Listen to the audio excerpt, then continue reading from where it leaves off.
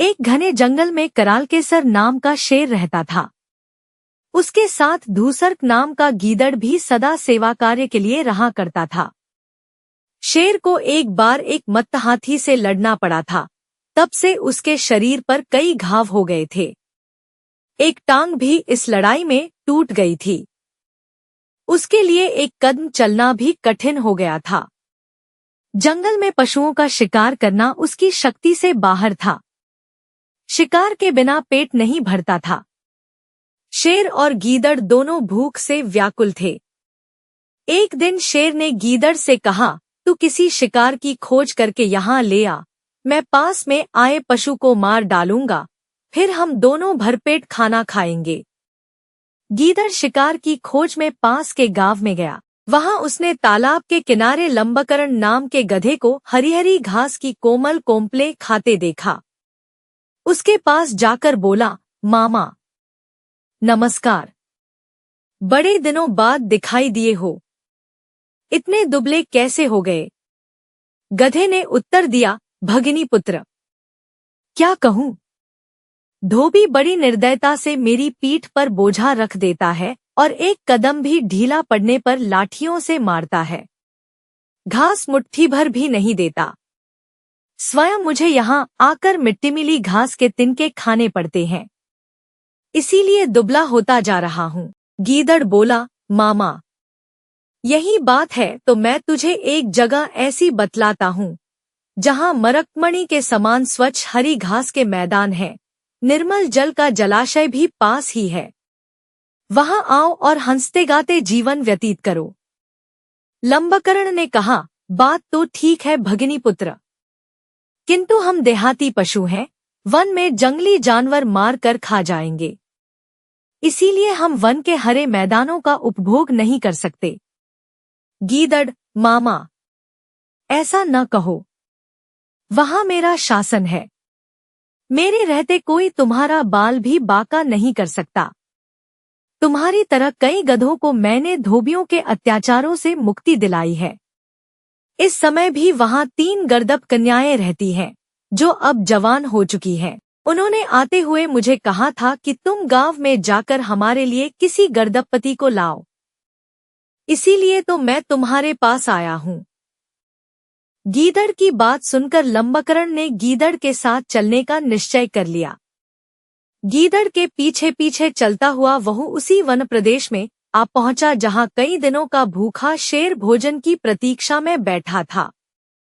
शेर के उठते ही लंबकर्ण ने भागना शुरू कर दिया। उसके भागते भागते भी शेर ने पंजा लगा दिया, लेकिन लंबकर्ण शेर के पंजे में नहीं फंसा, भाग ही गया। तब गीदड़ ने शेर से कहा, तुम्हारा पंजा बिल्कुल बेकार हो गया है, गधा भी उसके फंदे से बच भागता है, क्या इसी बल पर तुम हाथी से लड़ते हो?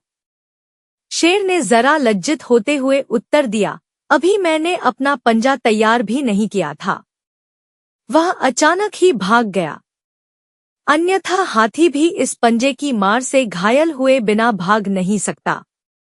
गीदड़ बोला, अच्छा, तो अब एक बार और यत्न करके उसे तुम्हारे पास लाता हूँ, यह प्रहार खाली न जाए। शेर, जो गधा मुझे अपनी आंखों देखकर भागा है, वह अब कैसे आएगा? किसी और पर घात लगाओ। गीदड़, इन बातों में तुम दखल मत दो, तुम तो केवल तैयार होकर बैठ रहो। गीदड़ ने देखा कि गधा उसी स्थान पर फिर घास चर रहा है। गीदड़ को देखकर गधे ने कहा, भगिनी सुत, तू भी मुझे खूब अच्छी जगह ले गया, एक क्षण और हो जाता तो जीवन से हाथ धोना पड़ता। भला वह कौन सा जानवर था जो मुझे देखकर उठा था और जिसका वज्रसमान हाथ मेरी पीठ पर पड़ा था? तब हंसते हुए गीदड़ ने कहा, मामा तुम भी विचित्र हो, गर्द भी तुम्हें देखकर आलिंगन करने उठी और तुम वहां से भाग आए। उसने तो तुमसे प्रेम करने को हाथ उठाया था, वह तुम्हारे बिना जीवित नहीं रहेगी, भूखी प्यासी मर जाएगी। वह कहती है, यदि लंबकर्ण मेरा पति नहीं होगा तो मैं आग में कूद पड़ूंगी, इसलिए अब उसे अधिक मत सताओ। अन्यथा स्त्री हत्या का पाप तुम्हारे सिर लगेगा। चलो, मेरे साथ चलो। गीदड़ की बात सुनकर गधा उसके साथ फिर जंगल की ओर चल दिया। वहां पहुंचते ही शेर उस पर टूट पड़ा। उसे मारकर शेर तालाब में स्नान करने गया। गीदड़ रखवाली करता रहा। शेर को जरा देर हो गई। भूख से व्याकुल गीदड़ ने गधे के कान और दिल के हिस्से काट कर खा लिए। शेर जब भजन पूजन से वापस आया तो उसने देखा कि गधे के कान नहीं थे और दिल भी निकला हुआ था। क्रोधित होकर उसने गीदड़ से कहा, पापी, तूने इसके कान और दिल खाकर इसे जूठा क्यों किया? गीदड़ बोला, स्वामी, ऐसा न कहो। इसके कान और दिल थे ही नहीं, तभी तो यह एक बार जाकर भी वापस आ गया था। शेर को गीदड़ की बात पर विश्वास हो गया। दोनों ने बांट कर गधे का भोजन किया।